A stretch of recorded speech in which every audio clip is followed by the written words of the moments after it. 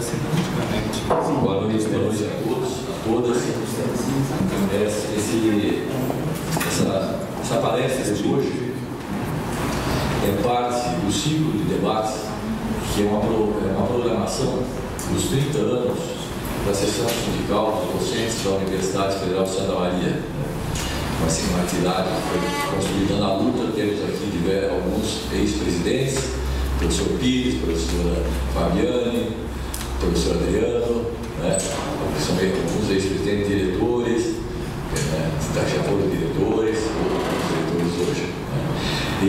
Nesses 30 anos, foram 30 anos de muita luta, muitas conquistas, mas também de muitos enfrentamentos que a gente não conseguiu reverter a força poderosa do Estado capitalista sobre a educação pública, sobre o serviço público em geral.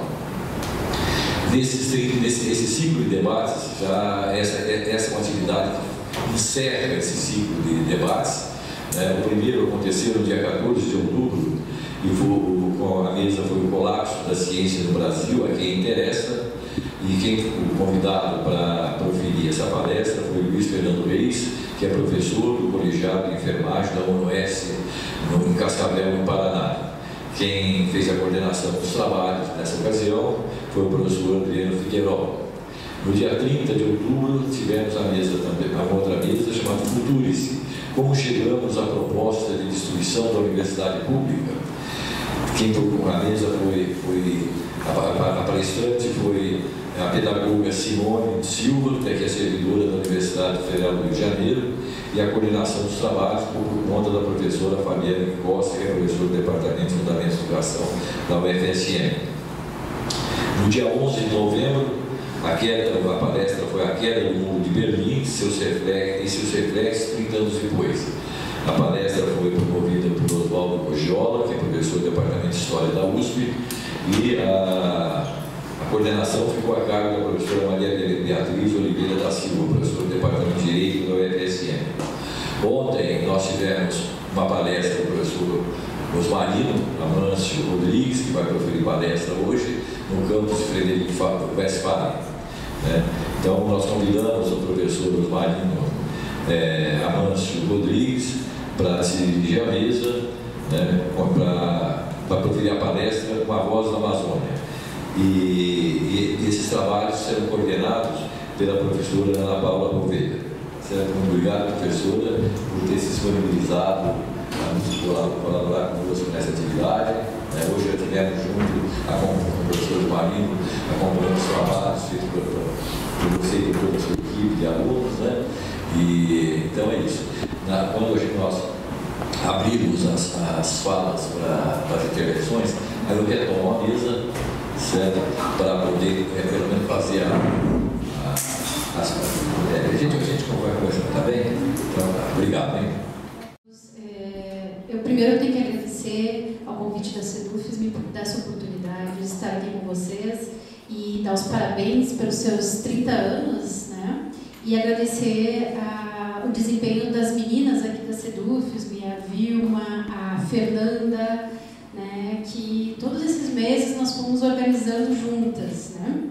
E então eu vou, sem mais delongas, vou começar a nossa atividade dessa noite apresentando o currículo do Osmarino para vocês. Depois já passo a palavra. O Osmarino então vai fazer a sua fala, a sua palestra, e depois nós abrimos para os questionamentos orais, o debate. Então, no momento do debate, quem quiser fazer uma pergunta, se manifestar, acho que nós pedimos então que venham até aqui na frente, peguem o microfone e possam se manifestar, fazer a pergunta, né, estar mais próxima aqui do Osmarino para enriquecer essa parte da nossa noite. Então, o Osmarino Amâncio Rodrigues é seringueiro, militante sindical vinculado à Central Sindical e Popular, CSP com Lutas, e militante político do Partido Socialista dos Trabalhadores Unificados, PSTU. Junto com Chico Mendes, com quem militou sindicalmente, são considerados duas das maiores lideranças entre os seringueiros. Foi 3 vezes secretário do Conselho Nacional dos Seringueiros e foi responsável por fazer parte da equipe que negociou a criação das reservas extrativistas. Foi presidente do Sindicato dos Trabalhadores Rurais de Brasileia, no Acre. Proferiu palestras nos Estados Unidos, Inglaterra, França, Espanha, Dinamarca, Chile e Japão, onde foi laureado com a comenda Espada de Samurais. Então, eu só quero dizer, antes de passar a palavra para o Osmarino, que esse currículo aqui é muito humilde para a pessoa do Osmarino. O Osmarino é muito mais que isso. Eu tive essa oportunidade de conhecê-lo e ver a energia, né? É um senhor com essa alma de menino e que nos passa essa energia, né? Uma energia limpa, né? E que contamina todos nós. Então, eu tenho certeza que nós teremos uma noite para ficar na memória da Sedufism e de todos nós com a experiência que ele vai nos trazer. Passa a palavra, então, Osmarino.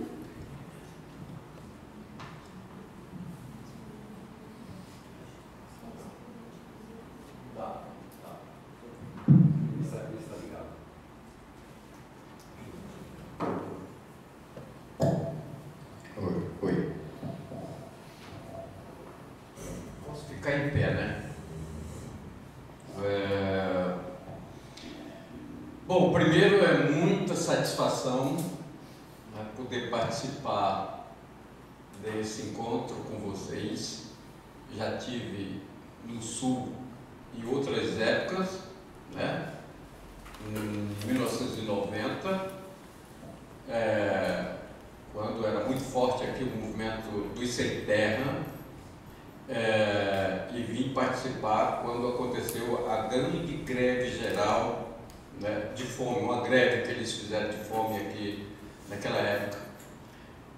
Depois eu vim, participei de um evento onde estava tendo até uma eleição na época, né, que eu apoiei uma chapa, né, dos estudantes aqui na universidade, e vim para uma semana de debate, a Semana da Biologia, e agora estou vindo, né, participar dessa jornada de debate que é organizada. Então, eu acho que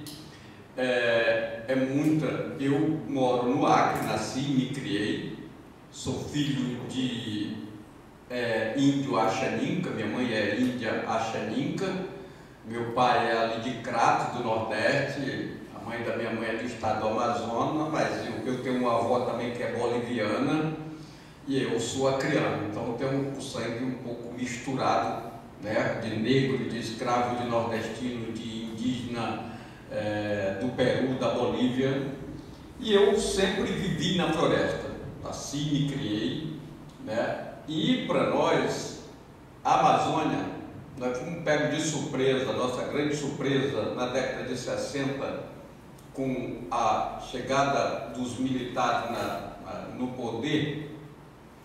Nós, até lá, a gente vivia, não tinha problema para a gente, apesar da gente, até aquela época, não conhecia dinheiro, porque lá era tudo na base da troca. A gente entregava borracha, castanha no barracão e recebia mercadoria. Lá não tinha dinheiro, até a década de 50, 60, então a gente vivia na base da troca. Mas o grande problema foi com os militares quando chegaram e desenvolveram um projeto para a Amazônia de destruição total, que foi a abertura das BR, a chegada dos garimpos, né, os grandes monopólios nacional e internacional, venderam muitas florestas, né, para empresários, como aqui mesmo no Pará, né, no Amazonas, onde pessoas se apropriaram de grandes extensões de terra. Daniel Ludovicos é no Acre. Eu sou no estado que tem 15 milhões de hectares de floresta, ou 15 milhões de hectares de terra. 10 pessoas na década de 70 se apropriaram de área de terra de 8 milhões de hectares de terra. Lá é só índio, seringueiro na floresta, pescador, a gente só vive do que é natural. né? Da pesca, da castanha, da seringa, sabe, quebradeira de coco. E a ditadura, para implementar esse projeto, muitos de vocês devem saber, foi divulgado um censo dizendo que a Amazônia era um vazio demográfico e que para que houvesse o progresso e o desenvolvimento, ela tinha que ser desmatada e queimada, né? Então, e a Amazônia era um vazio demográfico e tinha que se integrar para não entregar. Então, só que foi divulgado, como nós lá, 100% era analfabeto, não tinha escola no meio da floresta, né? Por isso que eles fizeram o maior massacre e que pouca gente conhece da população indígena, negro, seringueiros, né? Inventaram uma guerra entre seringueiro e índio. Quando eles precisavam de seringueiro, eles usavam o seringueiro para mostrar onde eram as aldeias dos índios, que as BR ia passar. Quando precisava dos índios, usava os índios para fazer o tiroteio com os seringueiros. Então foi uma guerra que, primeiro entre a gente, sem a gente compreender o que estava acontecendo. Quando nós percebemos isso, aí foi que uma turma, né, já na década de 75 para 80, passamos a nos organizar. Em 73 nós fizemos a primeira reunião e vimos que a gente tinha que se organizar. Bom, nós lá não tinha jornal, não tinha nada, e a distância geográfica é muito grande. Mas uma coisa nós tínhamos certeza, com a abertura das BR, eles já tinham expulsado mais de 30 mil pessoas para a Bolívia, mais de 30 mil para a periferia da cidade, milhares de pessoas muita gente foi assassinada, casas incendiadas. O nosso castanhal, eles chegaram a jogar no nosso castanhal, no nosso seringal, agente laranja. Então muita gente morreu, caça, pesca. E aí nós decidimos, juntou Chico Mendes, os Pinheiro, Ivaí, Jesus Matias, Gomecinho, Osmarino, nós juntemos uma turma e dissemos, o que vamos fazer? Organizamos o primeiro sindicato. Em 75 nós organizamos o sindicato e em 76 chegou já 15 famílias de 2 seringais, chamados Porri e Carmo. Chegaram no sindicato e disseram, os fazendeiros disseram que nós temos que desocupar esses 2 seringais. Aí o Wilson Pinheiro levantou no meio da reunião e disse, pessoal, nós daqui para frente nós não temos mais como deixar eles derrubar a floresta. Nós não derrubamos a floresta para sobreviver, mas nós também não vamos deixar eles derrubar. Então vamos empatar.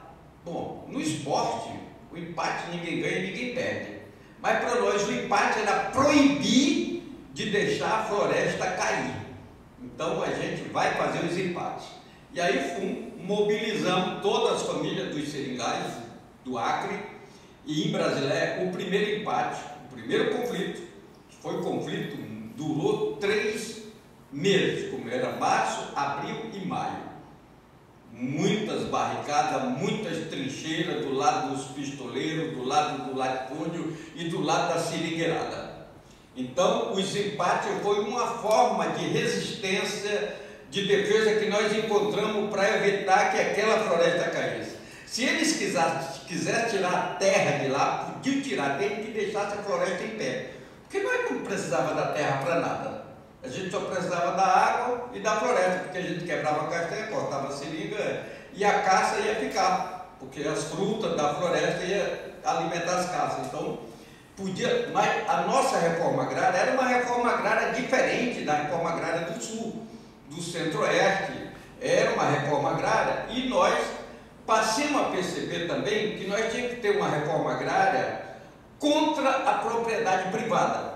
Porque na Amazônia, no Brasil, as pessoas dão um título de terra para as pessoas.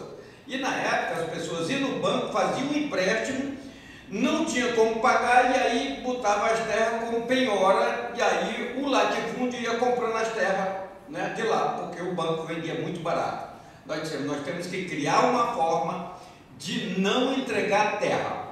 E aí nós, com essa questão dos empates, nós fizemos um encontro em Brasília, porque a própria CUT que nós fundamos lá na nossa região não conhecia a nossa realidade.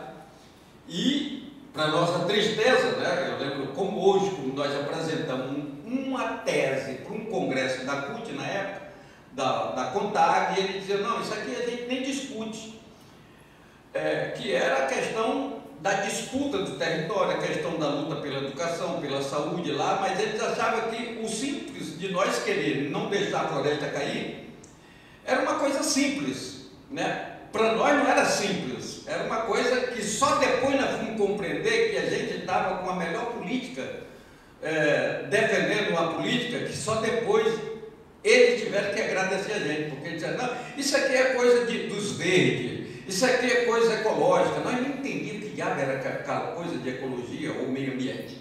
Então nós passamos a defender a proposta da reforma agrária para a Amazônia sob o controle dos trabalhadores, criando as reservas extrativistas. Mas não tinha uma questão jurídica que pudesse garantir a criação da reserva. Mas o nosso movimento criou tanta força, sabe? Porque os empates que a gente nós fizemos em Brasileia, ganhamos o primeiro empate e exportamos para todos os municípios. Como o sindicato, nós fundamos o Sindicato Brasileiro, e aí Chico Mendes veio para Chapuri, para fundar o de Chapuri, e já fui para Sim Brasil, espalhamos, fundamos 8, 10 sindicatos naquela mesma época, em todo o estado. E aí os sindicatos, nós dissemos, olha, em Brasileia nós estamos fazendo assim, e nós exportamos os empates para os outros municípios. E a gente organizava os empates, porque as derrubadas lá começam no mês de maio, brocada. Então maio, junho, julho e agosto, é tudo a época das derrubadas, das queimadas, até setembro. E nós tínhamos, nessa época não é para ninguém deixar ninguém derrubar, não é para deixar ninguém queimar. Então foi um movimento, né, que, como consequência, muita gente foi assassinada, porque a gente não deixava eles desmatar e eles passaram a mapear o sindicalista, o jornalista, o deputado, o vereador, a freira, o padre, o bispo, porque lá não tinha meio termo, ou você ficava do lado da UDR ou você ficava do lado do movimento dos seringueiros. E aí nós fizemos uma aliança para acabar a guerra com os índios, nós fizemos uma aliança dos povos da floresta. Aí juntou índio e seringueiro, aí ninguém segurou mais, né? Porque aí a gente fazia um movimento para criar as terras indígenas, as áreas indígenas, e os índios apoiavam a criação das reservas extrativistas. Claro que o índio, ninguém chamava o índio para vir para o sindicato, porque ele não gosta de sindicato, não gosta dessas coisas todas. E nem chamava eles, muitas vezes, para atuar nas comunidades eclesiais de base, onde nós começamos o trabalho. Então, a gente discutia só as políticas comuns, a educação, a disputa pelo território, a saúde, então, para os índios e para nós.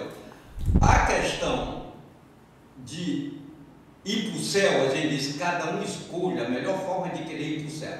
Eu sempre, desde o começo do dia, eu não quero ir nem para o céu nem para o inferno, eu quero ficar sempre aqui, né? E a gente fazia essa defesa, porque lá, chegando as denominações religiosas, católicos, os evangélicos, chegando tudo, então muitos achavam que nós ia resolver a questão esperando que Deus ia tocar no coração do latifúndio e eles iam deixar nós lá.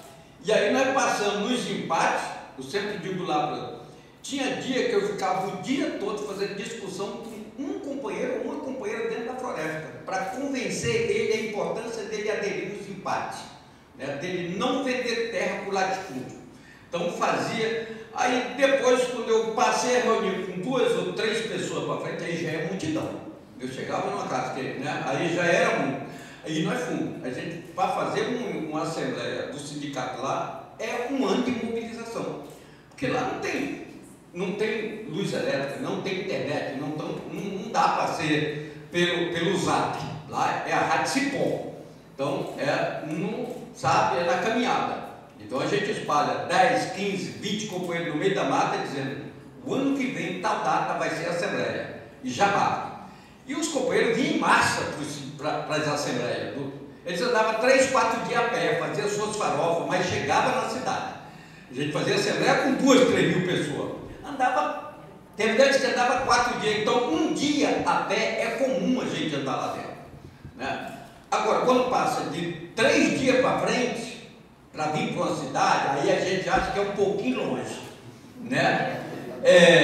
Mas do tipo, para mim ir de Brasileia para Assis Brasil, aí já gasta mais, porque eu tenho que gastar 4 dias para lá, 4 dias para voltar, são 8 dias, então, para ir organizar os empates. Então, é uma realidade totalmente diferente a esse Brasil, né? Então, e nós lá, como é que 100% analfabeto fizemos um movimento tão bonito, tão forte, que depois virou políticas públicas, né? A questão da sustentabilidade. Nós criamos empate, criamos as reservas extrativistas, e aí o nosso grande erro, porque as 8 milhões de hectares que era do latifúndio, nós fizemos elas virar. Só a reserva Chico Mendes é 1 milhão de hectares. Aí depois vem a reserva do Jurá, que é 800 mil. Vem a de Sena, que é 600 mil. Nós criamos muitas milhões, 80% do estado do Acre está resolvido o problema do território, porque ou é do índio, ou é do seringueiro, ou é do pequeno agricultor, e o que é fazenda virou fazenda e não tem mais como entrar para a reserva. O nosso grande erro foi achar que ficar só naquele, criar reserva, estava tudo bem. E nós tivemos o cuidado, revoltado com a ditadura, revoltado com o latifúndio, nós fundamos o Partido dos Trabalhadores, o PT lá. E aí fizemos, das 23 prefeituras, nós fizemos 21. Fizemos todos os deputados federais do Acre, fizemos todos os senadores e fizemos uma ministra seringueira, a Marina Silva. Então nós dissemos, agora acabou, matou a parada, né? Porque a gente achava que esse pessoal ia chegar no governo. O Lula foi processado na Lei de Segurança Nacional em Brasileia, porque com a morte do presidente, no dia que ia ser o enterro do presidente do sindicato, era no dia que nós estávamos fundando o Partido dos Trabalhadores, que eles fundaram lá no ABC. No dia que eles fundaram o PT lá no ABC, nós fundamos em Brasileia. Nem o Chico Mendes veio para a fundação do PT, né? Nós fomos fazer a discussão com o Chico Mendes a gente tinha elegido ele em Chapuri, vereador do MDB. Nós dissemos, pô, esse partido não dá certo, porque esse partido apoia o latifúndio. E o PT é dos trabalhadores, então vai apoiar a nossa luta. Ele disse, mas eu não vou agora, não vou, eu tenho que analisar e tudo. O Chico era muito cuidadoso. E ele estava corretíssimo. O certo era ele não ter ido, porque depois nós percebemos, mas nós fundamos o PT. Fizemos tudo isso. Marina virou ministro, nós dissemos, agora está tudo certo. Só que aí nós vimos a degringolarização do que foi. O Lula disse que de uma canetada só fazer a reforma agrária no Brasil. Pô, então ele vai resolver, porque uma canetada é a coisa mais fácil. Aqui nós estamos fazendo os empates. Mas eu estou no Maranhão, só a área dos Tremembé no Maranhão, ali na parte da Amazônia, vai enfrentando 9 ações de despejo, sabe? Então é a retomada dos territórios que nós estamos fazendo. Trouxemos empate para o Maranhão, né? Porque nós fizemos no Acre nós criamos. Só que aí a Marina Silva passou, nós não compreendíamos que eles chegaram com uma proposta, a Marina chegou com uma proposta lá, do tal de um projeto de uso múltiplo. Agregar valor aos produtos da natureza. E aí foi quando inventaram essa economia verde, o projeto do desenvolvimento sustentável, né? Que, para nossa surpresa, a gente achava que os nossos intelectuais que apoiaram o nosso movimento ia se despertar rapidamente e analisar o que estava por detrás dessa política. Nós analisamos, inclusive, primeiro de que o movimento dos intelectuais e do acadêmico que estão nas universidades é para analisar, tá? Estuda filosofia, estuda tudo. Então nós já percebemos no começo que essa era uma proposta para colocar no mercado todos os bens comuns, todos os bens naturais. Por quê? Porque, primeiro, o manejo madeireiro, que eles chamam de comunitário, não é nós que faz. A gente só assina um projeto que é uma empresa que vai tirar, né? Não é nós que coloca o preço. O garimpo, a gente só permite, além do RED, o projeto RED, Aqui todos vocês conhecem o RED, sabem o que é o RED? Quem sabe o que é RED aqui? Pois é, a maioria não sabe. E o RED está sendo implementado no sul, no norte, no centro-oeste, em tudo que é canto, que é uma forma dele se apropriar das áreas que ainda tem floresta, sabe? Então ele diz, olha, o empresário tem dificuldade para entrar numa reserva extrativista, numa APA, sabe, numa floresta estadual, numa floresta nacional. Então eles têm essa dificuldade para entrar. Então o que é que eles fazem? Eles levam um documento para os moradores dessas áreas, índio, seringueiro, quilombola, e aí é uma declaração de entendimento. Se você assinar, lá no rodapé tem uma coisa bem miudinha, uma letra bem miudinha, que a gente diz o seguinte: você tem que obedecer na íntegra a lei ambiental. A grande maioria não sabe o significado dessa lei ambiental. Nós estamos enfrentando aí uma série de confusão sobre a Amazônia, incêndio, dia do fogo, todas essas coisas.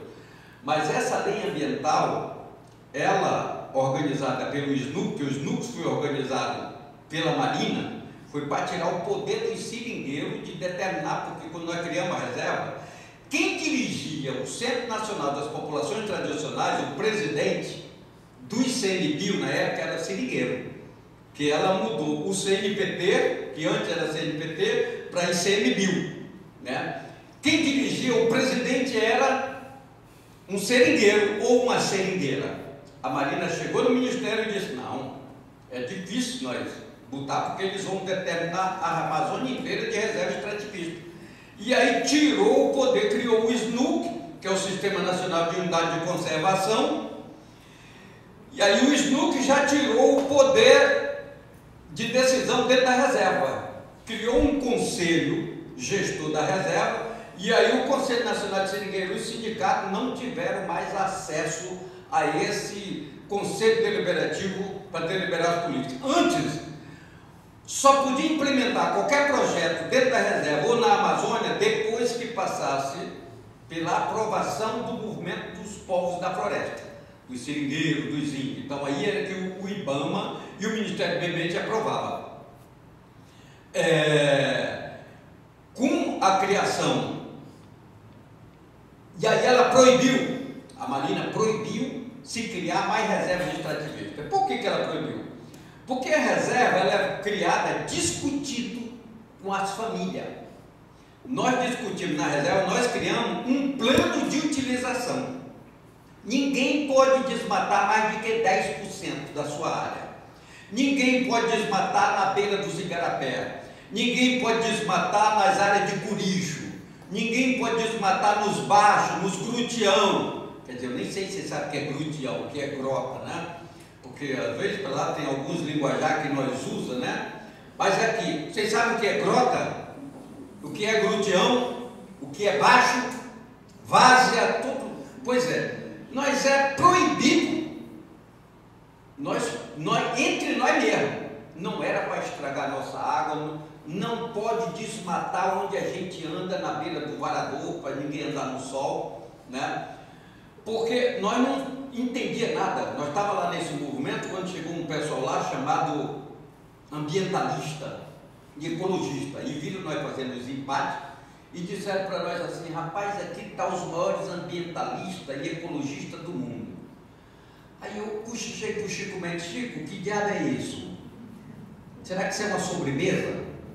Como é que nós podíamos ser ambientalista ou ecologista se nós nunca tínhamos entrado numa escola? Mas aí eles explicavam para nós que tinha em algum lugar do mundo, chamado Antártida, uma camada de gelo acumulado, que se a temperatura aumentasse, que eles chamavam de efeito estufa, essa camada de gelo vai dissolver e o mar vai subir de 8 a 12 metros. E toda a cidade da beira-mar vai desaparecer. E nós dizemos, olha, para nós não é problema, nós estamos longe do mar, sabe? Então, para nós, eles disseram, não, mas tem uma coisa em cima, no espaço, chamado camada de ozônio, que tem, o buraco está aumentando, é o tipo de um lençol, E se esse buraco na camada de ozônio aumentar, o sol vai bater direto nas pessoas e vai dar câncer de pele, tá? Principalmente nas pessoas brancas. Nós também não pega sol. Então, para nós também não era problema. Nós estamos na sombra. Mas quando ele saía, aí o Chico Mendes dizia, bom, eu dizia, Chico, agora vamos discutir essa questão, porque a gente tinha preocupação quando esse pessoal chegava de fora, porque os sulistas que foram para lá foram muito amigos nossos, até nós deixar eles entrar na floresta e derrubar, e expulsar a gente. Mas aí chegou sulista lá, que criaram as comunidades, que eles viram que a agricultura lá não era viável, né? Então passaram a discutir, e como eles tinham noção de trabalhar com a terra, deram um show para nós, porque nós sabíamos do extrativismo natural. Criaram uma comunidade com mais de 300 famílias, né? E começaram a plantar o que eles viam que nós colhíamos na floresta: cacau, cupuaçu, castanha, só que eles juntaram e criaram uma grande comunidade que serve de exemplo para todas as iniciativas que está tendo dentro da reserva extrativista. Então, é uma experiência importantíssima, né? Tem algumas ressalvas, eu tenho algumas críticas, mas isso é normal. Eu tive duas grandes divergências com o Chico e nem por isso, né, a gente deixou de fortalecer o movimento, porque eu acho que a divergência ela é valorosa quando a gente se preocupa e quer que dê certo. Duas divergências com o Chico, né, que ficou bem escancarado, que nós fomos para ato, nós fomos para assembleias, nós fomos para tudo, mas a gente era muito democrático. E aí essa questão da economia verde, ela veio com esse propósito de entregar para vários laboratórios, né, todo o conhecimento da população da floresta. Por exemplo, começa com o RED. O RED, o pessoal do sul que poluíram, lá dos países ricos, olha, nós estamos poluindo aqui, mas nós vamos mandar o dinheiro para compensar lá na Amazônia. Aí eles mandam lá um dinheiro para lá, para um empresário, não é para a comunidade, nem é para um empresário ou para o governo. O governo do Acre recebeu 8 bilhões de euros para implementar os REDs lá na região, nas florestas nacionais, nas florestas estaduais. Estão discutindo a possibilidade dentro das reservas extrativistas. Então o que é que ele diz? Olha, a minha área, num projeto de assentamento, digamos aqui, tem um projeto, tem uma área de floresta. Ele chega e diz: olha, você não vai mexer mais nessa floresta, eu vou te dar nessa terra, nessa capoeira, eu vou te dar um salário de R$100 por mês, para você não pescar mais aqui, não caçar mais, para você, até a gente assinar o termo de entendimento, a declaração de entendimento. Aí depois ele toma de conta da terra. Como é que ele vai me expulsar de lá? Eu coloco o meu roçado, a minha coivara, para sobreviver. Eu boto meu roçado de 100 metros por 100, um campo de futebol. Só que naquele campo de futebol que eu boto no ano, eu trabalho lá 3, 4 anos naquela área. Aí eu boto outra área, mas aquela eu boto a leguminosa, a poeirara, a mucuna, todas a leguminosa. Aí ali naquela área eu planto feijão, a macaxeira. Quando ela vira só com a leguminosa, aí ali eu posso plantar tudo, só vou trabalhando no espelho, né, da banana, do mamão, de todas as coisas que eu planto. Então eu estou numa área que é 1.300 hectares. As minhas 1.300 hectares eu vivo praticamente da castanha, porque eu só vivo da castanha. Ela dá 1.500 latas de castanha. Quando ela não carrega muito, dá 800 latas. Mas a castanha lá tem um valor muito baixo. A castanha aqui, por exemplo, é R$100 o quilo. Lá eu vendo 12 quilos por R$30, né? Então é muita diferença essa questão. Só que essa proposta da compensação, né, para a questão do carbono, o mercado de carbono, ela está sendo introduzida, e no Acre nós já vimos que não dá certo. Por quê? Se o seringueiro bota uma coivara, o seu roçado, aí ele aciona a justiça para expulsar cortar o seringueiro por causa daquele roçado, que ele não obedeceu à lei ambiental. Só que nós sempre usamos a coivara lá. O nosso roçado nunca incendiou a floresta, porque a gente sabe como é que a gente só queima quando dá uma chuva. Quem faz o grande incêndio criminoso é o grande fazendeiro, sabe? É o grande madeireiro, sabe? É os garimpeiros que querem incendiar a floresta. Eles fazem isso. E dá a impressão que acaba a confusão quando acaba o verão. Mentira. Os incêndios continuam, mas de outra forma. Eles agora, quando chega a chuva lá na Amazônia, eles usam os correntão para derrubar a floresta. E aí vai derrubando muitas áreas. Ou então usa o trator e vai virando por debaixo. Quando chega no verão, aí se inventa um incêndio e aí mata muitas. Então é muita tática. Nas reservas extrativistas, agora eles estão mandando o agronegócio, pessoas do agronegócio, comprar área de seringueiro, de agricultores que não estão organizados nas cooperativas, nos sindicatos, nas associações. E aí um que entra lá dentro vai fazer um grande desmatamento, porque se o cara comprar, agora eles chegaram na minha área e botaram 800 mil reais. Aí eu disse para eles que 800 mil reais é a folha de... é um pé de carteira que eu tenho lá, no ano que ele não carregar. Talvez eu venda ele por 800 mil. Mas ele chega em outro lugar e compra 100, 200 hectares por 20, 30 mil. Aí já cria o conflito dentro da reserva. É por isso que tem que ser a mobilização contínua, sabe? Então a reserva, a economia verde, a questão da sustentabilidade é um discurso falso. Não vai ser sustentável porque o que o grande capitalismo quer é aproveitar a sua matéria-prima. Então eles exportam madeiras, eles exportam tudo que ele tira de lá. Agora no Acre eles vão tirar o gás no método do FRAC. É uma metodologia que eles estão usando, né? O chamado FRAC, né? Isso aqui é a ameaça, né? O tanto, são mais de 600 produtos tóxicos e poluentes são adicionados à água para fraturar a rocha do folheto de cisto. Após o FRAC, milhões de litros de água contaminada chega às reservas, chega na superfície. Onde foi tirado o gás nos Estados Unidos, ninguém quer nem ouvir falar nessa tecnologia. O governo do Acre está recebendo dinheiro para tirar o gás lá no Acre. Mas lá no Acre não tem só o gás, tem a casterita, tem o ouro, tem, sabe, tem o petróleo que eles agora estão destruindo. A maior reserva de mogno, que é no Juá, de mogno, 1 milhão de hectares. Está cheio de índio, seringueiro que defende aquela floresta. Então, é uma disputa. Então, o que a Marina fez para garantir a logística do grande capital na Amazônia? A Marina criou a Lei de Florestas Públicas, que é a lei da concessão de florestas públicas. Essa lei, ao criar essa lei, foi criada numa semana. Tá? Nós não tivemos nem tempo de analisar. Quando a fé amanheceu o dia, já amanheceu, já tinha aprovado a lei de florestas públicas lá. A Marina mandou o Congresso para aprovar. Dá direito de concessão para qualquer área de terra. Os chineses podem pegar agora, porque eles estão solicitando 2 milhões na Amazônia.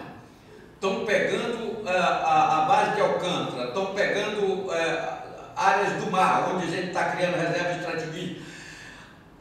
Eles pegam uma concessão por 40 anos. Durante 40 anos, numa área de 100 mil hectares, de 500 mil hectares, de 50 mil hectares na Amazônia ou no mar, ele vai tirar todos os fungos que tem lá, toda a sua biodiversidade, vai fazer a biopirataria, vai tirar toda a madeira, e quando terminar, ele ainda, depois de ele acabar com tudo, ele ainda pode refazer a concessão por mais 30 anos. A Marina privatizou a Amazônia por 70 anos. Estou na mão do grande latifúndio. E não teve, nós chamamos ela para um debate, 6 vezes marcaram comigo, universidades, institutos, centrais sindicais, marcaram, no véspera dos debates. A Marina mandava uma carta e dizia que, por motivo de força maior, não podia comparecer, porque sabia da traição, né? E ela foi uma pessoa que foi comigo para os embates. A Marina do Acre, nós tiramos a Bordon de dentro da nossa floresta, que era o maior frigorífico, era o maior destruidor da floresta.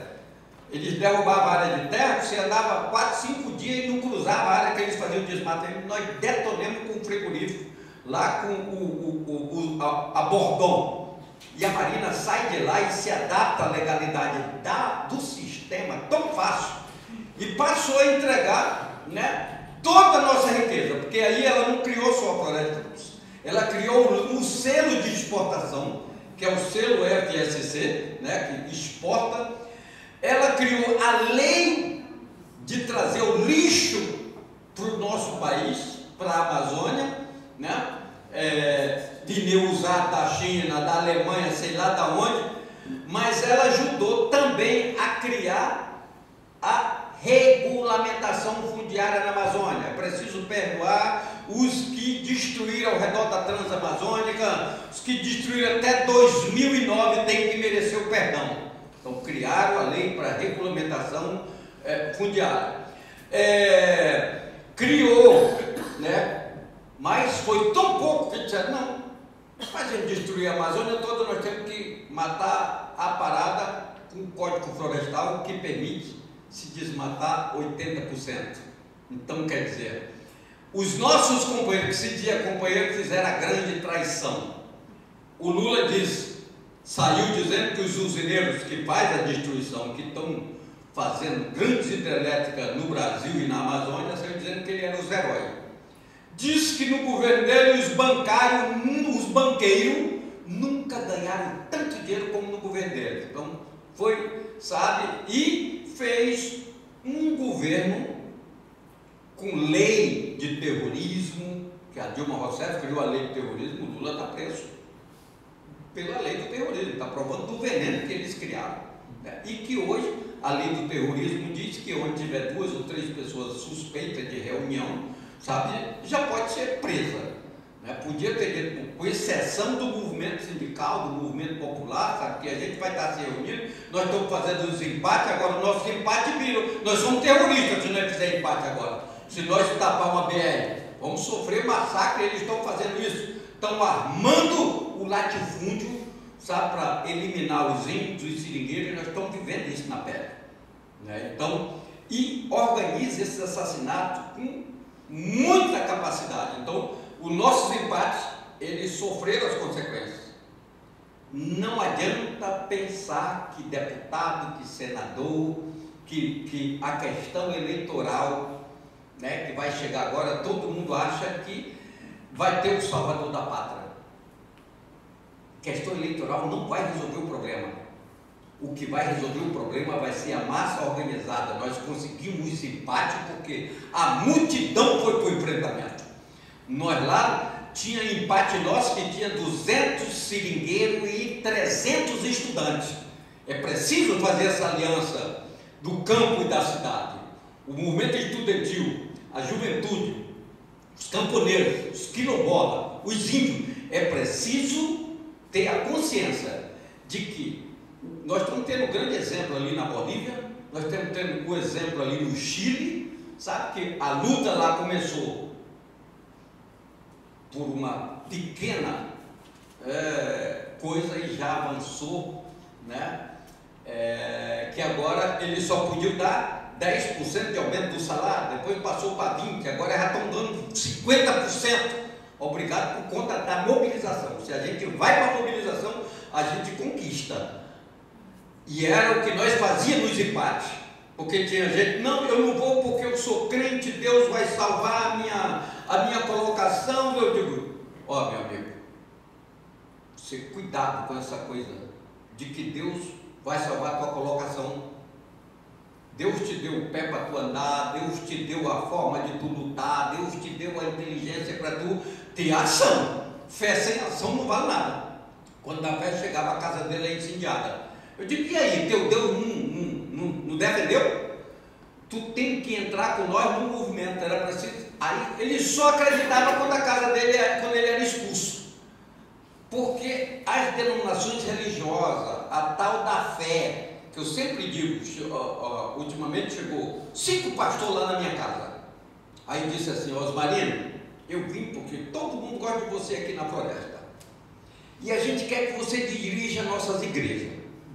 Nós vamos te dar um salário aí de 5, 6 mil reais. Eu vou lá em Santa Catarina, eu vou no sul, e lá a gente tem muito dinheiro e nós vamos dizer, mas quem disse que eu quero dirigir igreja? Não, você não pensa na questão depois da vida. Eu digo, não, eu penso aqui é o que eu como, aqui é o que eu preciso me embrulhar, aqui é o que eu preciso do carro, da educação, depois da morte. Mas e o céu? Só se for o céu da boca das minhocas, sabe? Então, quer dizer, e depois eu não estou preocupado se eu vou para o céu ou para o inferno, porque eu sei que nem todo mundo vai para o céu ou para o inferno. Porque eu sei que se eu morrer e tem o céu ou o inferno, eu tenho um amigo que foi para o céu e tenho um amigo que foi para o inferno. Então, onde eu chegar lá, eu vou me encontrar com eles, qualquer canto. Mas se depender de mim, eu prefiro ficar na minha colocação dentro da floresta, porque eu acho que o inferno quem faz é a gente e o céu quem faz é a gente. Nós precisamos de defender a floresta, porque a floresta é a nossa forma de sobreviver. Como aqui na cidade, o pessoal precisa defender o seu emprego, precisa defender a educação, precisa defender. Mas o movimento evangélico, através da fé, está deixando todo mundo alienado, está ficando todo mundo conservador, está ficando todo mundo acomodado e ninguém quer lutar. Isso é o problema. Então, quer dizer, eu há 3 meses perdi um filho. Está com 3 meses que mataram um filho meu. Eu poderia estar lamentando. Claro que você sofre, eu choro. Às vezes eu choro porque eu só tinha um filho e foi um filho do coração, né? E eu sei que o sistema eliminou. Então, como é que eu tenho que me vingar? Trabalhar contra esse sistema. E eu acho que só é possível aqui. Eu estou vendo que tem pessoas, às vezes pessoas, Marina, e tua mãe, teus parentes, como é que faz? Fico tudo doido contigo. Eu digo, gente, meus parentes é aquele que está comigo no empate, que está comigo na greve, que está comigo na assembleia. Aqueles são os meus parentes. Parente meu que não vai para a luta, não estou nem me lixando. Eu quero aquele que está comigo. Agora, aquele é meu irmão, é meu companheiro, sabe? Esse. E aí, às vezes, a minha mãe, uma grande guerreira, minha mãe tem 91 anos, sabe? Meu pai tem 96 anos. Aí eles, quando eu estou lá, ele me chama para lá e nós vamos fazer discussão política. E nós temos discussão belíssima. Minha mãe, nossa, ela quer saber de tudo. Aí eu vou falando e tal, sabe? Tem coisa que eu não digo para ela, né? Mas aí tem coisa que ela sabe. Então nós tem.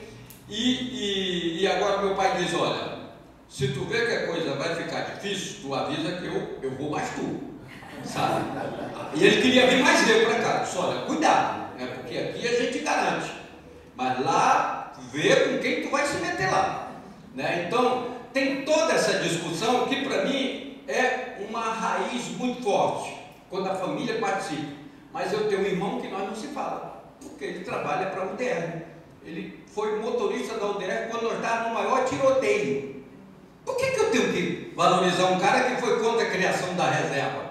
Foi contra, nós falamos, Dom Major e tal, mas ninguém discute, mas é meu irmão, né? Então, qualquer coisa, às vezes, que ele precisa, minha mãe, ou que a nossa família é muito junta, quando um adoece, vai todo mundo para cima, né? Um ajuda o outro e tal, então é aquela luta, e somos 14 irmãos, né? Então é uma família grande, tem 8 dentro na batalha, participando do movimento.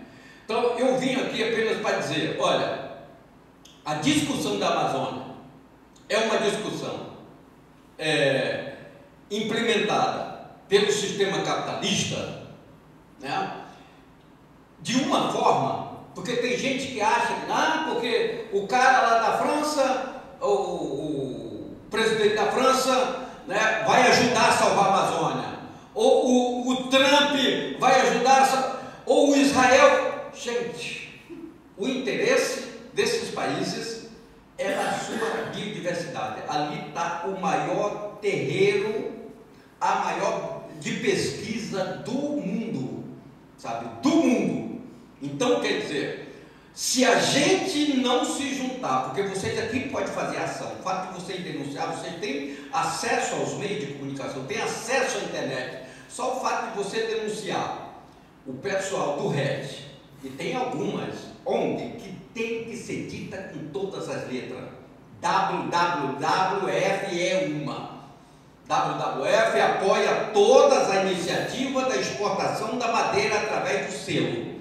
Então, quer dizer, eles me odeiam, né? Mas eles estão infiltrados em tudo que é faculdade. Eles vêm de lá, do Acre, eles estão se infiltrando. Então, são entidades. A OSAID, que é um braço dos Estados Unidos na ditadura militar, que tirou muita disciplina das faculdades, como filosofia, antropologia, e agora está vindo com toda a força de novo, né? Estão tirando já ciências sociais, muitas coisas. Então são entidades que a gente tem que começar a maquiar, porque a maioria das ONGs é só para distribuir panfleto. Algumas ONGs, como o CPT, tem um compromisso, CIMI tem um compromisso. Você está vendo os seus dirigentes, mas qual a ONG que você já viu dirigir em greve? Eu nunca vi nenhuma ONG, né? Chegou um antropólogo, uma grande ambientalista lá no Acre, foi para uma assembleia, aí queria que os seringueiros virassem ecologista e ambientalista. Ela saiu de lá chorando, porque ela disse: quem é ambientalista vem para cá. Como ela não gostava de mim, porque eu dizia: eu não sou ambientalista, não adianta você dizer, eu não vou defender uma coisa que eu não compreendo. Eu vou defender a floresta, os empates, porque eu compreendo, que eu dependo dela para me sobreviver. Mas eu não sei o que é coisa ecológica, não sei o que é questão ambiental. Você defende o meio ambiente, eu defendo o meio ambiente inteiro. Então, aí ela vem para cá os ecologistas, vem para cá os sindicalistas, numa assembleia organizada por nós, que eu quero dar um apoio aos tipos. Aí eu disse: gente, vocês já viram algum ambientalista fazer empate aqui? Não, vocês não têm ambientalista e sindicalista. Isso não quer dizer que nós não fizesse aliança naquela época. Nós fizemos aliança com o movimento ambiental, até certo ponto. Quando eles passaram a defender a economia verde, nós acabou a aliança, porque nós já sabemos que eles estão com interesse na mercantilização da natureza. Então, para nós é separar o joio do trigo. E aí, claro que nós estamos enfrentando também esse boicote, né? Boicote. A minha área, por exemplo, agora fecharam 3 escolas, porque nós não aceitamos o manejo madeireiro, sabe? Então, é uma discussão que nós estamos fazendo, e eu gostaria que vocês pudessem, alguém de vocês, fazer uma visita na reserva extrativista, porque nós não sabemos até que ponto nós vamos aguentar o comercial dessa sustentabilidade, que é vender todos os meios naturais, sabe? Até destruir. Talvez a minha área é a que vai ficar intacta, que eu estou fazendo uma discussão, inclusive, com o movimento, para fazer o tombamento, mas não posso porque ela é dentro da reserva extrativista. Então, é toda uma discussão. Mas a Amazônia, eu sempre digo, a Amazônia, direito penal não vai salvar a floresta se a população não entrar em ação.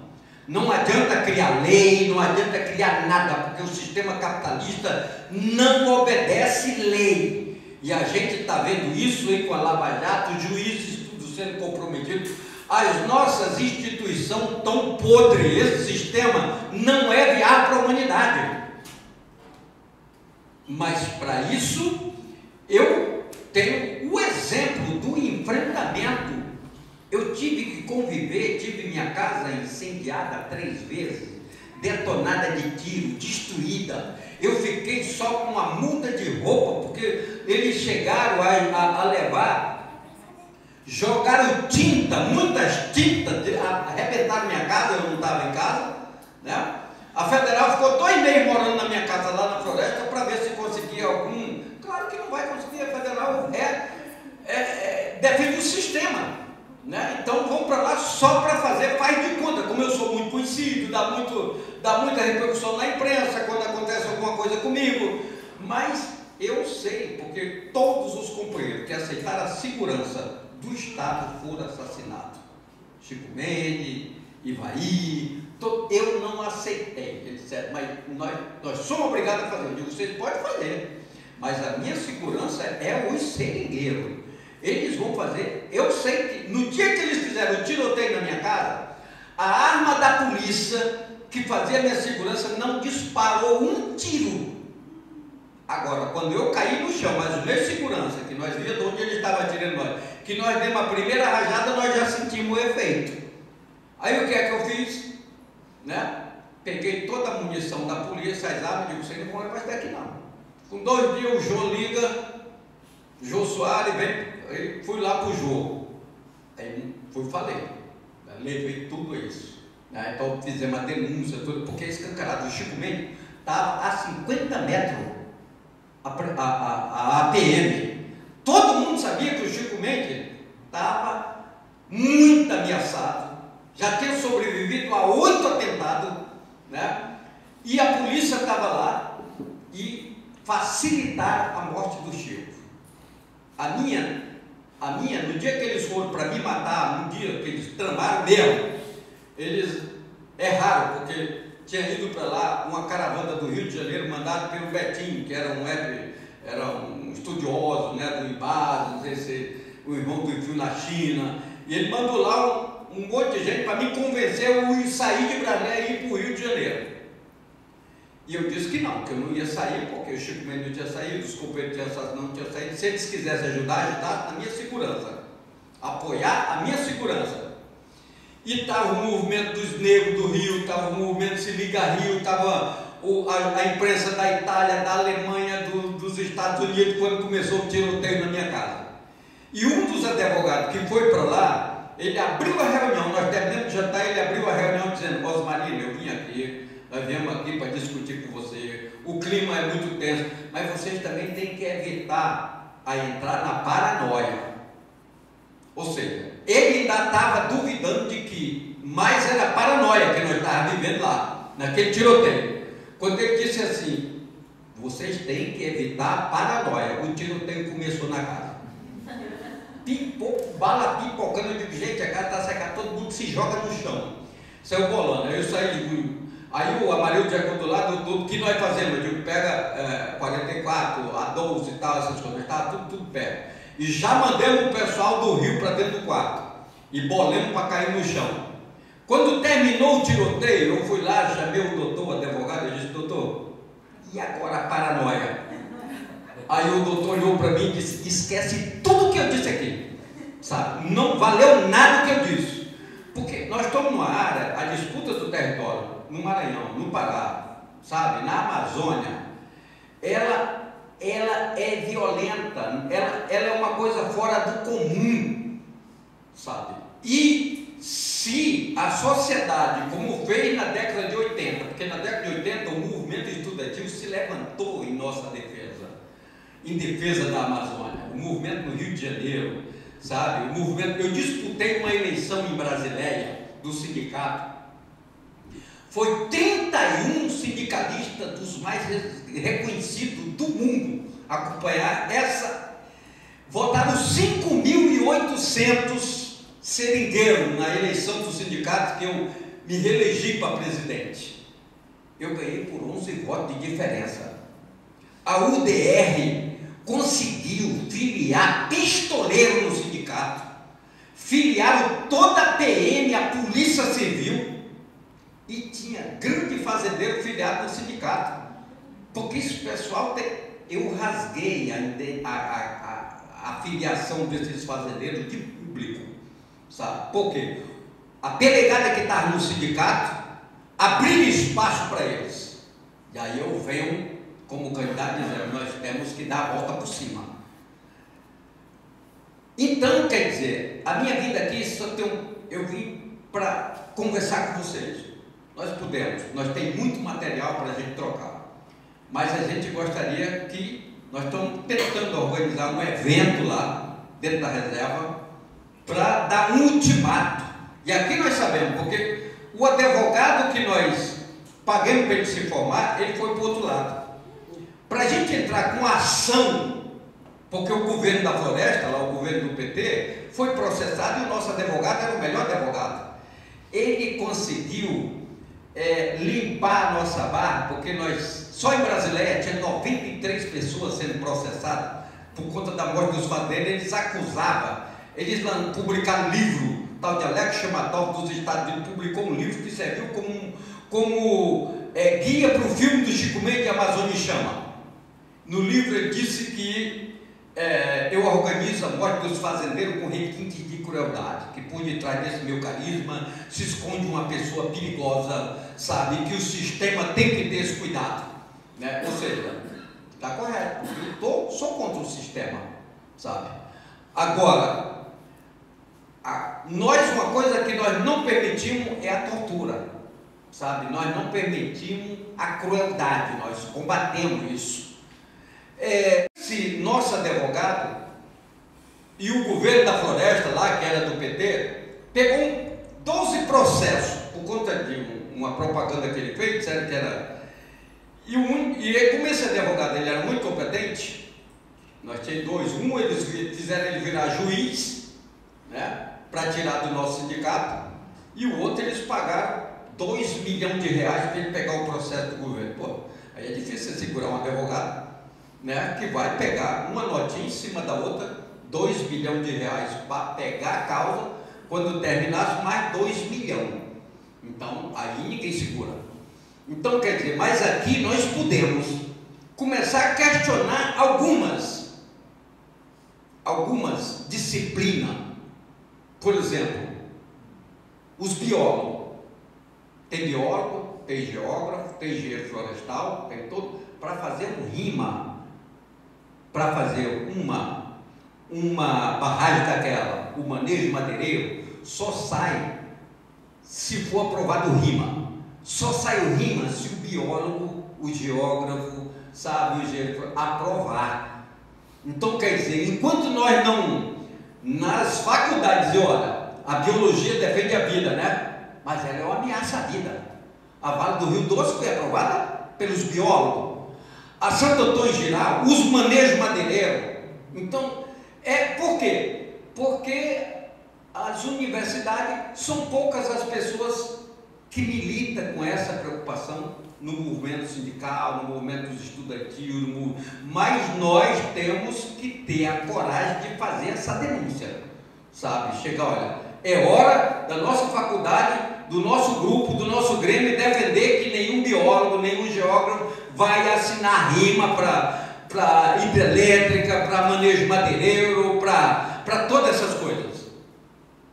Então, e aí eu só gostaria de dizer que se vocês pudessem dar uma visita no Acre, aqui já tem umas 2 ou 3 pessoas que foram, mas que pudessem ir para ver o estrago que está sendo feito naquela região, no Acre, nas florestas do Antimari, nas florestas estaduais, nas florestas nacional, nos projetos de assentamento extrativista, sabe? Porque a reserva extrativista é mais difícil, mas eles estão metendo laranja lá dentro, sabe? Eles estão loteando, querendo lotear a reserva. Na minha área não passa, mas a reserva é 1 milhão de hectares, né? Então nós não temos estrutura, como eu disse, lá é difícil para você fazer a militância, mas nós estamos conseguindo até agora. Então nós estamos agora fazendo essa turnê, né, esse debate, porque nós queremos aumentar o nosso laço de aliados para defender a Amazônia. Então eu só gostaria aqui de encerrar, né,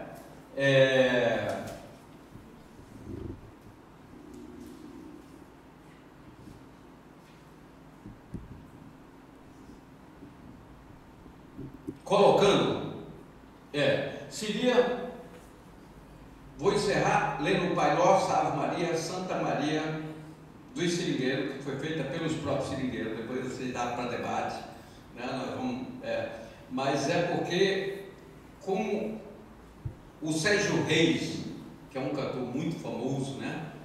O Sérgio Reis fez um grande lobby pela UDR na época. Ele lançou um folder, desse tamanho mais ou menos, e outro maior, dizendo que o Acre era o filé mignon da Amazônia, que o Acre poderia ser uma fazenda das mais importantes para o DR, né? Por ser um vazio demográfico. Só que eles esqueceram que lá estava cheio de índio e de seringueiro, e foi o único estado que ele tirou para ser a fazenda mais completa da Amazônia. É o único estado que só foi desmatado 9%, né? Mas mesmo assim, esses 9%, 10%, já dá mais de 2 milhões de hectares de floresta que eles destruíram lá. Mas Rondônia eles já destruíram 80%, né? Pará estão destruindo, Mato Grosso, Maranhão e o estado do Amazonas. Não destruíram porque o estado do Amazonas é um mar d'água. Vão destruir porque estão começando a fazer as barragens, né, as hidrelétricas. E agora querem implementar na Amazônia 142 hidrelétricas. Então é uma inundação total. Porque a hidrelétrica, ela não só tira as populações, destrói com sítios arqueológicos milenares, mas ela mata muitos afluentes daqueles rios que tem peixes que só tem naquela região, sabe? Tem algumas espécies que só tem lá, não tem em outro canto. E quando você faz um açude, se não tiver cuidado, você está matando outros afluentes de qualquer garapé. Então, açudar na Amazônia é um perigo, porque primeiro, não só a açudagem, mas principalmente as hidrelétricas, porque elas vão detonar com toda a nossa água, né? E a gente temos que começar a combater essas ações na Amazônia, combater a questão dos pesticidas, né? Que é muitas espécies que estão envenenando o nosso solo. Eu ainda estou livre disso, mas aqui vocês estão com veneno na mesa diariamente. Né? Lá não, lá eu como a minha mandioca, eu arranco lá no meu terreiro, eu como o meu mamão, o meu jerimum, o meu couve, a minha castanha, a minha carne, lá, que eu pego tudo lá. Dá bem, mas eu não sei até quando, né? Porque, mas as pessoas muitas vezes, mas lá não tem luz elétrica, eu não sinto falta. Para mim, internet é só uma ilusão, sabe? Lá para nós. O rádio, a comunicação, ela está a serviço do grande capital. E nós muitas vezes entramos no Zap e aí não tem nem muita coisa. As minhas leituras eu leio e eu gostaria de só dizer para vocês. As leituras, o estudante, o professor, né? A obrigação, como a minha obrigação de um dirigente sindical, nós temos que nos dedicar a várias leituras. E se vocês quiserem ter uma visão do que foi o massacre da BR Transamazônica, leia um livro chamado O Fuzis e as Flechas, de Rubens Valente. Fuzis e as Flechas. Leia esse livro. É um livro que está contando como é que nós fomos flechados no coração, o nosso povo indígena, né? Você vai encontrar lugar lá que criança de 2 anos, já a mãe com 3, 4 dias morta de tiro, de fuzil, ou de malária, ou de sarampo, que a FUNAI levava com gente com sarampo para contaminar as aldeias indígenas, com os militares, né? As crianças mamando no peito da mãe, ela já putrificando, 2, 3 dias de morta. É um negócio degradante, é um negócio revoltante, repugnante o que fizeram. Então essa é uma das leituras. A outra, como eu acho que todo mundo tem que se informar e não tem ilusão que através da democracia burguesa se vai resolver o problema da humanidade, não vai. Porque em nenhum lugar, a única onde teve uma revolução ou 2 revoluções e o capitalismo nos retomou de novo. Nós temos que fazer um processo. Já pensou se nós fizermos uma greve geral contra, todo o monopólio que está destruindo o planeta? Você vê as conferências que tem. É só para homologar o que o sistema capitalista quer implementar. Lá no Acre tem uma parte que fizeram o ISA, que é o investimento em integração da América, né, da nossa América. Então o ISA está loteado. Quem é a empresa que vai fazer os portos, quem é a empresa que vai fazer o manejo, quem é a empresa que vai tirar o garimpo, quem é a empresa que vai tirar o petróleo, o gás, essas coisas todas. Então ele loteia entre eles. Aqui no Maranhão estão organizando o Matopiba. O Matopiba que pega ali Tocantins, Mato Grosso, Bahia, Piauí, Pará. Estão loteando qual a terra do quilombola que vai ficar para a turma do Flávio Dino, que vai ficar para a turma do Sarney, que vai ficar para a turma não sei de quem, e os índios, os seringueiros, os tremembé, os quilombolas estão sofrendo as consequências. Então, quer dizer, são estudos que eles fazem para se apropriar dos bens comuns. E eu acredito muito. Quando eu cheguei para votar, eu disse: olha, gente, eu só vou votar para uma negra presidente sapateira. Eu não sabia como era lá, nós estamos agora chegando agora essas coisas digital, né? Como é que a gente vota ainda? Ele foi me ensinar. Você só vai votar para presidente só. E o resto? Eu digo, o resto para mim não tem valor, porque aqui eu não voto em PT, não voto em PMDB, não voto em PSDB, não voto nessa turma da direita. Eu sou da esquerda radical. Eu sou da esquerda dos empates, que eles são contra. Então não vou dar meu voto para eles. Eu vou votar no 16, né? Que aí depois eu me filiei também, né? Aí eu defendo uma revolução, sabe, da humanidade. O sistema, como aconteceu na União Soviética, que resolveram o problema da terra, como aconteceu lá na China, sabe, que resolveu em alguns lugares, que depois o sistema volta a se apropriar de novo. Mas tem alguns valores muito diferentes do que é o nosso sistema. É o pior sistema, é o sistema do imperialismo americano, que invade, né, dá ordem nos nossos governantes aqui, e a gente muitas vezes fica com medo de ir para a rua, com medo.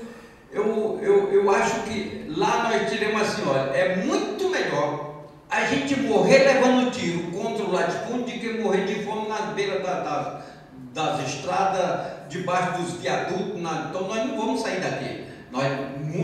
Ficou um monturo de morte muito grande, mas nós estamos felizes, estamos tranquilos fazendo essa defesa. Então, leia A Veias Abertas da América Latina, que vocês vão ter uma noção como é que foi feito o estrago na Bolívia, no Brasil, dos países, né, ricos, né? Leia O Homem que Amava os Cachorros, é um livro que todo mundo tem que ler, que conta como é que foi a traição da Revolução Soviética, como é que mataram um grande revolucionário, não só ele, mas milhares de pessoas que fizeram a revolução, como é que o Stalin perseguiu, né, e eliminou todo aquele pessoal do bolchevique que fizeram a revolução na União Soviética.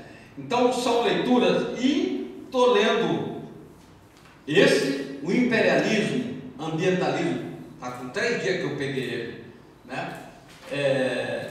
É de uma pessoa, Nazira Cameli, né? Falou para mim em off: não me diga para ninguém que eu sou parente dos Cameli, que são os maiores latifundiários, os maiores madeireiros do Acre, sabe? Então ela disse: não me fale isso para ninguém, pelo amor de Deus. Mas é uma guerreira, teve com nós nos empates, está preocupada, fez um livro fazendo umas belíssimas denúncias, está escancarada. Agora os irmãos dela e parentes dela vão para cima dela, né? Porque ela agora virou pública. Eu digo, agora eu já posso falar que ela, porque eles mesmos vão denunciar ela, né? E muitas ONGs não gostam dela por conta, né, dessa questão, porque as ONGs são nada mais, nada menos do que uma forma de fazer o entrismo no movimento sindical, no movimento estudantil do imperialismo americano.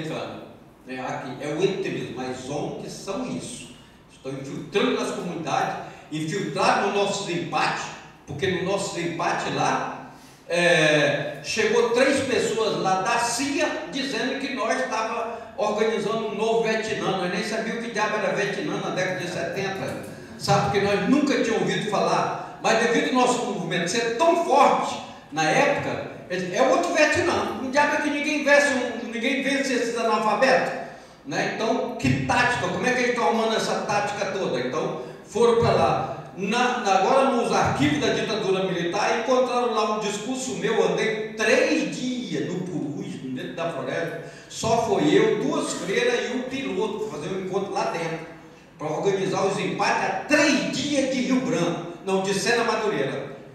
E está lá os militares com o meu discurso na íntegra. Ou foi não pode, tem que ter sido uma freira daquelas, sabe, que estava infiltrado, sabe, porque estava lá. Não, eu não ia entregar, sabe, meu discurso, não sei nem como diabo era que eu ia lá em Brasília, mas está lá tudo que eu fiz na ditadura. Já estou com as pastas, é muito a minha parte. E em Brasileia não conseguiram me permitir eu pegar a minha parte, porque eu fui preso em Brasileia mais de 5 meses na época da ditadura, né? E não me entregaram a minha parte até hoje. Estamos precisando de um advogado, sabe? Daqui agora foi um advogado aqui do Sul para fazer minha defesa lá num processo que eu estava sendo acionado, né? E tanto pelo ICMBio quanto pelo pessoal da Marinha e tal. E aí ele foi daqui sem cobrar nada, né? Foi para lá porque ele conhecia a nossa ação, aí juntou com outro lá no Rio de Janeiro, foi 5 fazer minha defesa. Ganhei todas as instâncias. Foi 8 anos de briga, né? Então tem amigos, né, que aí muitos escritores foram em minha defesa, mas são pessoas que estão a geografia, o Ariovaldo Belim, Aziz Abissab, esse pessoal do Rio, ficaram 10 dias comigo lá dentro fazendo o relatório desse processo, porque eu estava tirando madeira para fazer a minha casa na floresta. O ICMBio deu uma multa de 80 mil. Aí eu digo, olha, vocês botam esses 80 mil para 80 milhões, porque eu vou para penal, mas não vou pagar multa por uma coisa que eu sempre fiz. E se eu não topasse, ninguém mais ia poder matar uma caça, uma pesca. Ele chegou lá e aí viu um pé da paca na palha. Aí disse, quando você tiver galinha e porco aqui no teu dedo, não é para você matar mais nenhuma paca. Quando a ignorância dos caras, nós sempre moramos lá, nós sempre tiramos a palha, a madeira para fazer nossa casa, nós sempre fizemos a nossa cerca, a nossa ponte, a nossa escola, tudo com madeira de lá. Agora eu tenho que fazer o manejo. Aí eu tenho que pagar o geógrafo, o biólogo, tenho que pagar todo o pessoal que assina para me fazer o manejo. Aí é brincadeira. Aí culpa nós pelo incêndio da Amazônia. Nós nunca, o incêndio da Amazônia é uma coisa que ele acontece todo ano, mas sem o incêndio criminoso é um. Mas eles querem fazer o fogo zero, que é para forçar nós a entrar na jogada do agronegócio. Primeiro mudaram a nossa identidade, nós era seringueira, aí os governos dos petistas disseram que nós agora somos empreendedor, sabe? Então tiraram nossa identidade. Aí o agronegócio, que nós era camponeses, agora nós não somos mais camponeses, criaram a agricultura familiar, que é para dar uma impressão de que não tem luta de classe, sabe? A gente é tudo do mesmo saco, e não somos, né? Então isso, mas nós estamos tendo cuidado agora, a maioria não está tendo, porque aceita isso, sabe? Aceita de uma forma tão... A economia verde, todos os grandes intelectuais ficaram perdidos e ficaram defendendo a sustentabilidade. E eu tive que me defrontar com pessoas que defenderam os empates com nós lá, né?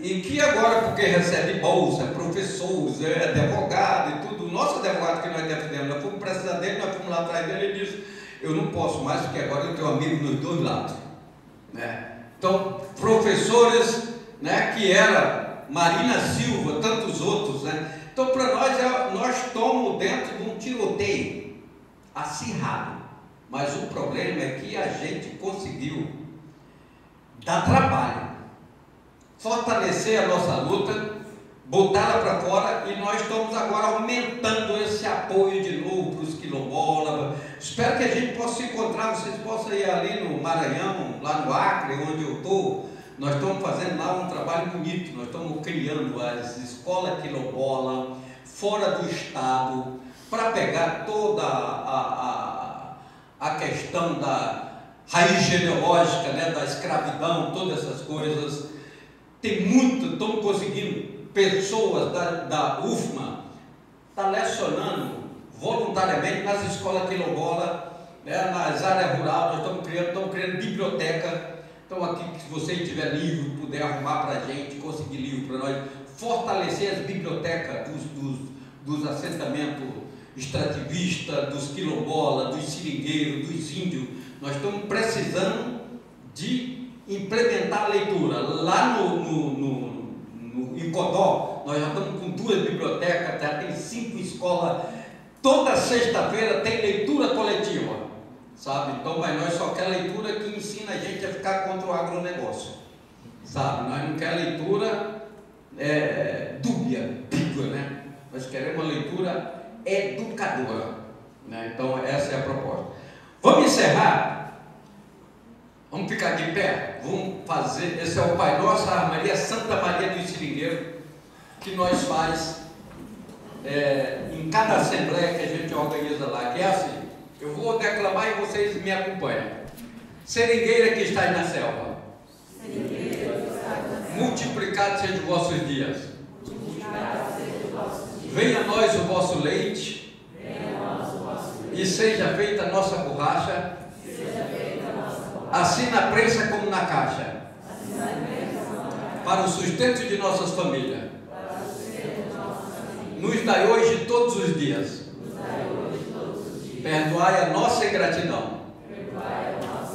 Assim como nós enfrentamos as maldades do patrão. Ajudai-nos a libertarmos das garras do regatão. Amém. Ave madeira que desgraça, se preciso te cortar, bendito és o teu leite, para meus filhos sustentar, porém a tua borracha faz os barões farrear. Santa madeira, muito leite, rogai pela nossa vitória, para conseguirmos mais reservas extrativistas nesta hora. Amém. Então esse é o Pai Nosso, a Ave Maria, Santa Maria do Senhor.